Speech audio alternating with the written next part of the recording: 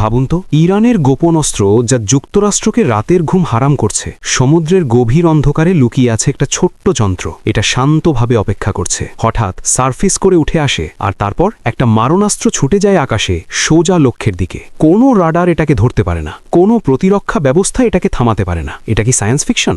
না, এটা বাস্তব। আর এই গোপন রহস্যের নাম ইরানের ড্রোন প্রযুক্তি। কেন যুক্তরাষ্ট্র এত ভয় পাচ্ছে ইরানের এই ছোট্ট ড্রোন থেকে? কি এমন শক্তি আছে এতে যা বড় বড় মিসাইল আর নিউক্লিয়ার অস্ত্রকেও অকেজো করে দিতে পারে? স্টে টিউনড, কারণ এই রহস্য আস্তে আস্তে খুলব, আর আপনার মনে ভয়, কৌতূহল সবকিছু জাগিয়ে তুলব। রহস্যের শুরু। কেন ইরানের ড্রোন বিশ্বকে ডাকছে? আপনি কি জানেন ইরান বারবার বিশ্বকে চ্যালেঞ্জ করছে? তাদের প্রযুক্তি এখন বিশ্বের সেরা হয়ে দাঁড়িয়েছে। কিন্তু কেন? কারণ তাদের এই ছোট্ট ড্রোন যা যুক্তরাষ্ট্রের মাথা ব্যথার কারণ। এটা শুধু আকাশে ওড়ে না, পানির তলে লুকিয়ে থেকেও কাজ করে।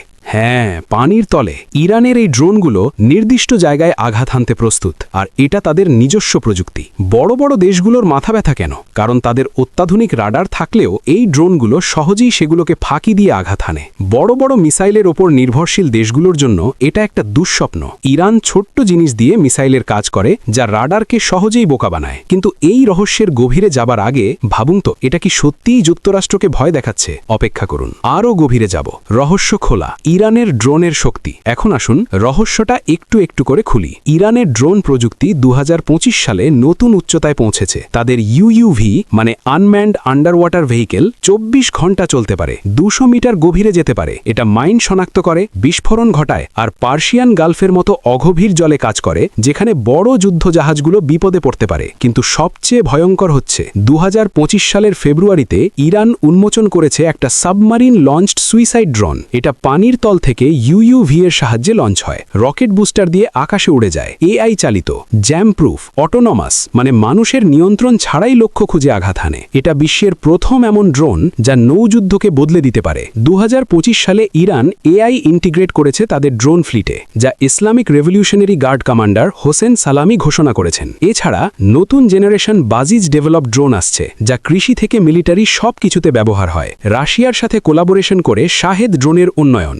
6000 ড্রোন প্রোডাকশন টার্গেট, যা ইউক্রেন যুদ্ধে ব্যবহার হয়েছে। এখন প্রশ্ন, কেন যুক্তরাষ্ট্র এত মাথা ব্যথায়? কারণ এই ড্রোনগুলো প্রক্সি ফোর্সের হাতে পৌঁছেছে। যেমন হুথিরা রেড সিতে ব্যবহার করছে। রাশিয়া ইউক্রেন যুদ্ধে ইরানি ড্রোন ব্যবহার করেছে, যেখানে ড্রোন সবচেয়ে বেশি ব্যবহৃত হয়েছে। সোয়ার্ম অ্যাটাক, স্টেলথ, এগুলো অত্যাধুনিক প্রতিরক্ষা ফাঁকি দেয়। 2025-এ যুক্তরাষ্ট্র ইরানের ওপর স্যাংশন দিয়েছে, কারণ এই ড্রোনগুলো প্রলিফারেট করছে, সাইবার অ্যাটাকের সাথে মিলে হোমল্যান্ড সিকিউরিটিকে হুমকি দিচ্ছে। যুক্তরাষ্ট্র ভয় পাচ্ছে, কারণ এই ড্রোনগুলো সস্তা, সহজে তৈরি, আর প্রক্সি যুদ্ধে ব্যবহার হয়। যেমন ইসরায়েল ইরান কনফ্লিক্টে drone attack, sleeper cells, drone strike, এগুলো যুক্তরাষ্ট্রের মাটিতেও পৌঁছাতে পারে। এছাড়া VTOL combat drone, vertical take off and landing, যা যুক্তরাষ্ট্রের সাথে টেনশন বাড়িয়েছে। রহস্যের ক্লাইম্যাক্স কি হবে এরপর? তাহলে প্রশ্ন, এই ড্রোনের সামনে বড় বড় মিসাইল বা নিউক্লিয়ার অস্ত্র কি কোনো কাজে আসবে? ইউক্রেন যুদ্ধ দেখিয়েছে ড্রোন আর এআই রোবট যুদ্ধের ভবিষ্যৎ। ইরান এই প্রযুক্তি দিয়ে যুক্তরাষ্ট্রের এয়ার হেজিমেনি চ্যালেঞ্জ করছে।